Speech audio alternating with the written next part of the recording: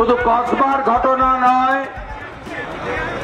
মমতা ব্যানার্জির মুখ্যমন্ত্রীত্বে park street থেকে আরজিকর হয়ে কসবা, আমাদের কন্যা রত্নরা, কন্যা লক্ষ্মীরা, আমাদের বোনেরা, আমাদের বেটিরা এই সরকারের আমলে সুরক্ষিত নয়। এবং তৃণমূল কংগ্রেস এই পার্টি আগে সবাই বলতো চোরেদের পার্টি, সবাই বলতো তোষণবাজ পার্টি। আজকে গোটা বাংলা বলছে এই পার্টি ধর্ষকদের পার্টি, রেপিস্টদের পার্টি। এই পার্টির নাম হলো রেপিস্ট তৃণমূল কংগ্রেস। এবং সর্বত্র আওয়াজ উঠেছে ছি মমতা ছি, সর্বত্র আওয়াজ উঠেছে মমতা পুলিশ হটাও। কলকাতা পুলিশ এখন রেপিস্টদের প্রোটেক্টর হয়ে গেছে। পশ্চিমবঙ্গ পুলিশ এখন মমতা পুলিশে পরিণত হয়েছে। এবং এই ঘটনায় আপনি একটার পর একটা কামদুনিতে যাদের ফাঁসি হয়েছিল তাদের মুক্তি দান করিয়েছে সিআইডি এবং লয়াররা কলকাতা হাইকোর্টে। কামদুনিতে যারা মামলা করেছিলেন তারা সুরক্ষা পায় না, আর যিনি রেপ করেছিলেন তার বাড়িতে বারাসাত পুলিশ থেকে হাউস গার্ড বসানো আছে।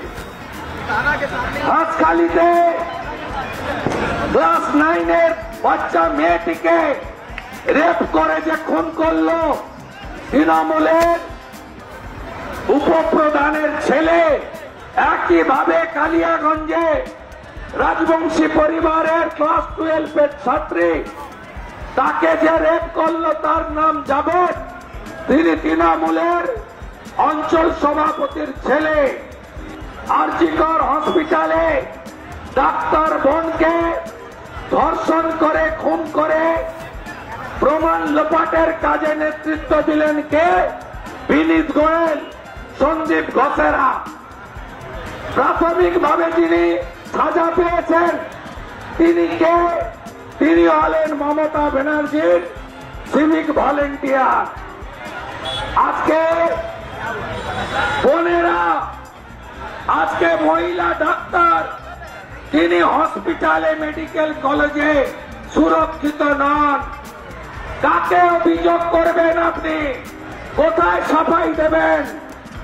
আজকে কলেজের মধ্যে আজকে ছাত্রী সুরক্ষিত নয়, ল কলেজের ছাত্রী। কোথায় যাবেন আপনারা? এরা কারা? এরা হচ্ছেন ভাইপো গ্যাং। ভাইপো গ্যাং শুধু চাকরি বিক্রি করেননি, কলেজে কলেজে ইউনিভার্সিটিতে দু ছেলের বাবা সব বিবাহিত নাও, তারা এখন ছাত্র নেতা। আজকে 9 বছর কলেজে ইউনিভার্সিটিতে স্টুডেন্টস ইউনিয়নের ইলেকশন হয় না। আজকে ভাইপো গ্যাং তারা প্রত্যেকটা college, university, law college, medical college সব দখল করে নিয়েছে। আর সেখানে শুধুমাত্র অর্থের কারবার হয় না, সেখানে আপনারা আপনার মেয়েকে, আপনারা আপনার বোনকে পাঠাচ্ছেন উচ্চ শিক্ষায় শিক্ষিত হতে। আর সেখানে তৃণমূলের নেতারা যাদের ছবি ভাইপোর সঙ্গে দেখা গেছে, যারা তৃণমূলের ছাত্র সংগঠনের পদে বসে আছেন, তারা এই ঘটনা ঘটাচ্ছেন। মনোজ বার্মা বাবু কোথায় লুকিয়ে দিলেন ওই ছাত্রীকে? কোথায় লুকিয়ে দিলেন তার বাবা মাকে? আজকে রাজ্য মহিলা কমিশন কথা বলার সুযোগ নেই।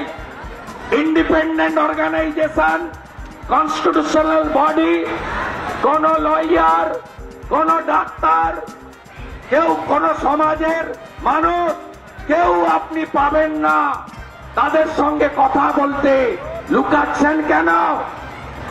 বিনীত গোয়েলের হাফ অবস্থা হয়েছে, এসটিএফ এ গেছে। আর এই মনোজ বার্মা, আপনিও যা করছেন আপনার অবস্থাও বিনীত গোয়েলের থেকে খারাপ হবে, আপনি নিশ্চিন্ত থাকতে পারেন। রাজ্যে যতক্ষণ না মমতা ব্যানার্জিকে টেনে হিঁচড়ে আমরা গদি থেকে নামাবো ভোটের মাধ্যমে, ততক্ষণ